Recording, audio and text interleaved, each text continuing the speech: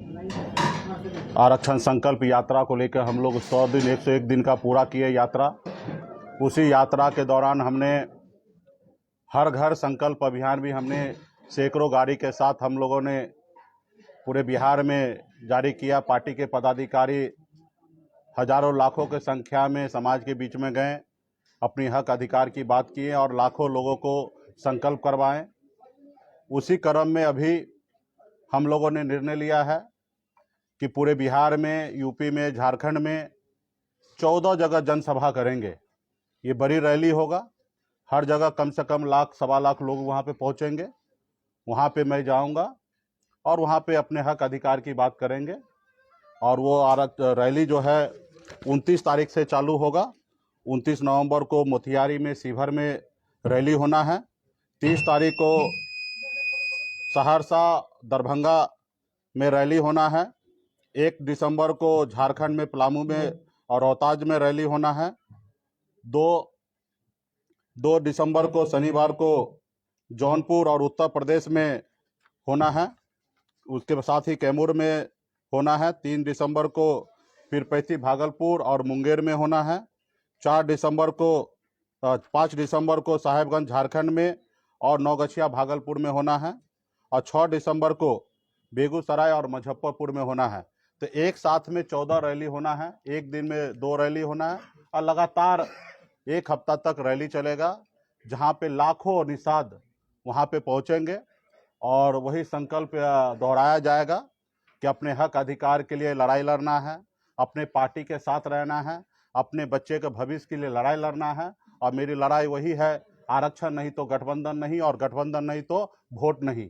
और ये निश्चित तौर पे ये जो स्लोगन है ये भारत सरकार के लिए है, क्योंकि हमारी लड़ाई जो है भारत सरकार को ही आरक्षण पूरा करना है।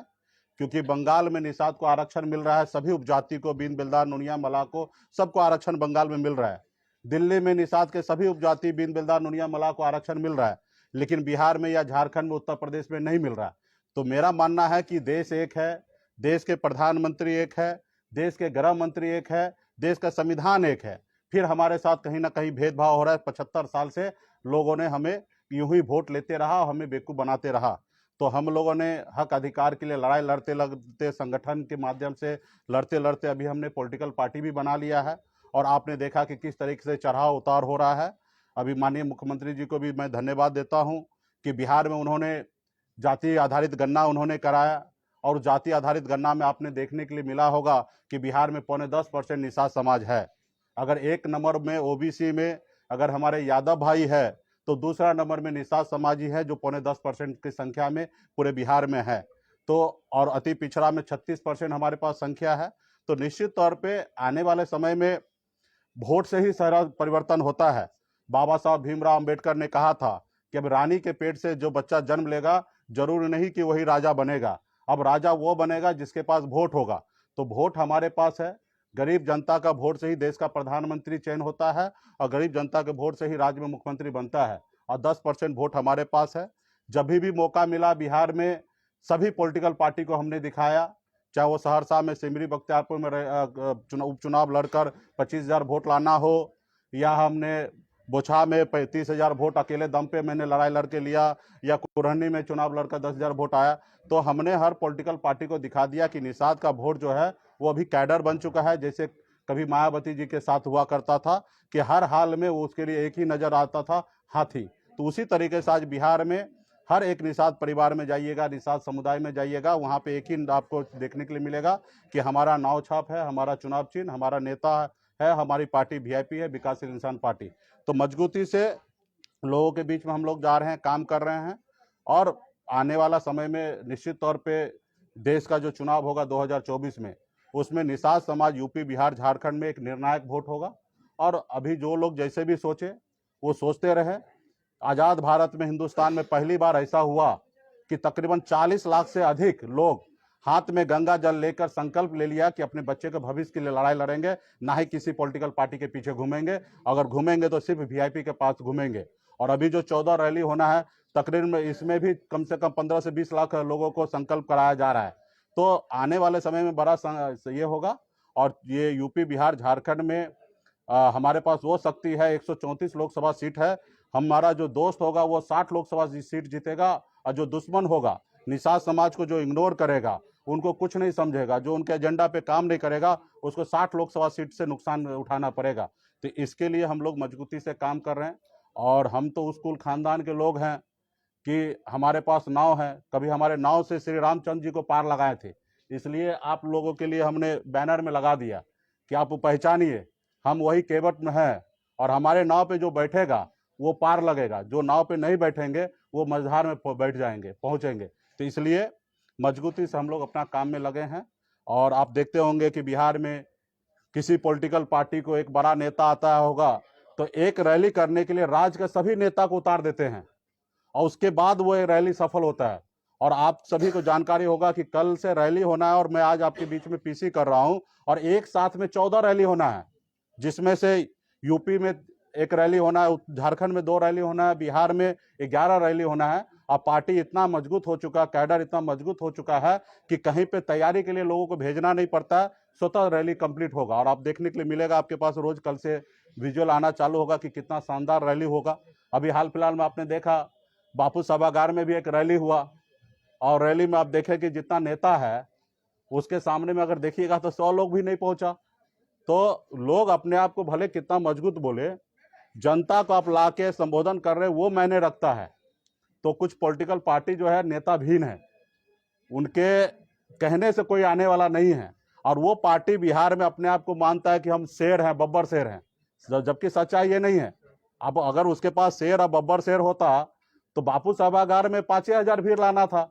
अब 5,000 में मतलब 100 लोग आना, ये कितना दर्शाता है। तो इसलिए आने वाला समय में बिहार में एक उभरता हुआ पार्टी वीआईपी पार्टी है, हर पॉलिटिकल पार्टी को अपना क्षमता दिखा चुका है, और आने वाला समय 2024 में बहुत मजबूती से हम लोग काम करेंगे। अभी तो 14 रैली है। आप सबसे आग्रह है कि देश में गरीब पिछड़ा का आप लोग हक अधिकार के लिए आवाज हमेशा बुलंद करते हैं। अभी जो 14 को रैली होगा उसको ईमानदारी से जनता के बीच में भेजिएगा, क्योंकि आप भी एक अपने आप को जज हैं, और आप जज जब हैं अंदर आत्मा से, तो उससे डिसाइड कीजिएगा कि गरीब पिछड़ा का बेटा संघर्ष कर रहा, तो आप लोग भी मदद कीजिएगा। क्योंकि बड़े बड़े लोग तो आपने देखा कि आज़ादी के 75 साल बाद पहली बार बिहार में एक मल्ला का बेटा अपना हैसियत बनाया, तो आपने देखा कि दुश्मन क्या किया, हमारे विधायक को खरीद लिया, हमको सरकार से बाहर कर दिया, जो सरकार हमने बनाया था। तो दुश्मन भी बहुत है। खैर वो अपना काम करे, हम अपना काम करेंगे। रैली के बाद महारैली भी होगी क्या वीआईपी की? नहीं, इसकी आवश्यकता नहीं। गांव गांव में एक एक निषाद का बेटा जागरूक हो चुका है, हाथ में गंगा जल लेके अपने बच्चे का भविष्य के लिए संकल्प ले रहा है कि जो हमारा दोस्त होगा उन्हीं के साथ जाएंगे, जो दुश्मन होगा उसको हराने का काम करेंगे। मुकेश सहनी जी नीतीश कैबिनेट में ऑफर है, आपका हिस्सा हो सकते हैं? देखिए, अभी हमारी पॉलिटिकल पार्टी है, 2024 में निर्णय हम बहुत जल्द ही लेने वाले हैं रैली के बाद। अभी कुछ भी बोलना सही नहीं होगा, अभी हम अपने रैली में लगे हुए हैं। देश की जनता जानना चाह रही है कि मुकेश सहनी जो है वो भारत में रहेंगे कि इंडिया में रहेंगे, पसंद क्या है ये लोग जानना चाहते हैं। देखिए, अभी हम अपने काम में लगे हैं, इसका भी जवाब बहुत जल्दी हम आप लोगों को रैली समाप्त होने के बाद हम आप लोगों को दे देंगे। अभी रैली में हम लोग बिजी हैं, हम अपने पार्टी के सभी लोगों से मिलेंगे, देश का सिचुएशन समझेंगे, देश में गरीब युवा सबके बारे में सोचकर निर्णय लेंगे। जो भी निर्णय लेंगे उसमें बिहार का भी हित होगा, हमारा देश का हित होगा, निषाद समाज का हित होगा, ये सब सोच समझ के लेंगे। अभी तो हम दूसरे काम में लगे हैं, और वो काम पूरा हो जाएगा तो निश्चित तौर पे। आपने राम का यहाँ पे राम की तस्वीर लगी हुई है, लेकिन जो बिहार सरकार है वो छुट्टियों में कटौती कर दी है, हिंदुओं की छुट्टी में, लेकिन जो अदर संप्रदाय के पर्व है उनमें बढ़ोतरी की गई है, खास करके रामनवमी का भी छुट्टी कैंसिल। देखिए, सरकार मौका मिला, माननीय मुख्यमंत्री नीतीश जी को, सरकार चला रहे हैं, और बिहार के बेहतर के लिए उनको जो उचित लग रहा है वो कर रहे हैं। और रहा कि अगर वो गलत करेंगे तो जनता आने वाले समय में परिणाम देंगे। और लगता है कि हमें लगता है कि कुछ छुट्टी को एडजस्ट करके अपने अगर हमारे बच्चे स्कूल अगर पढ़ने के लिए जाएं तो मेरे लिए ज़्यादा अच्छा होगा। लेकिन हाँ, किसी के भावना के साथ हमें नहीं खेलना है। अगर कुछ छुट्टी अगर एडजस्ट होकर अगर हमारे बच्चे स्कूल जाएं तो मेरे लिए ज़्यादा अच्छा है। इसकी जानकारी मुझे नहीं है, और आपने कहा मुझे बताइए कौन सा इस्लामिक धार्मिक में छुट्टी बढ़ाया जा रहा है, तो फिर मैं उसका जवाब दूंगा। हाँ हाँ, ये अभी कल 29 तारीख से नवंबर से चालू होगा और 6 दिसंबर के बीच में 14 रैली हो जाएगा। एक दिन में 2 रैली होना है, तो 7 दिन में लगातार 7 दिन रैली होगा। हर रोज एक रैली, 2 रैली होगा और 7 दिन में 14 को रैली होगा। केवल बिहार में ही होगा कि उत्तर प्रदेश? बिहार में 11 रैली है, उत्तर प्रदेश में 1 रैली है जौनपुर में, और झारखंड में 2 रैली है। टोटल 14 रैली है। अंतिम दिन रखा गया है मुजफ्फरपुर, क्या ये गले लगाई जाए कि मुकेश सहनी मुजफ्फरपुर से चुनाव लड़ेंगे?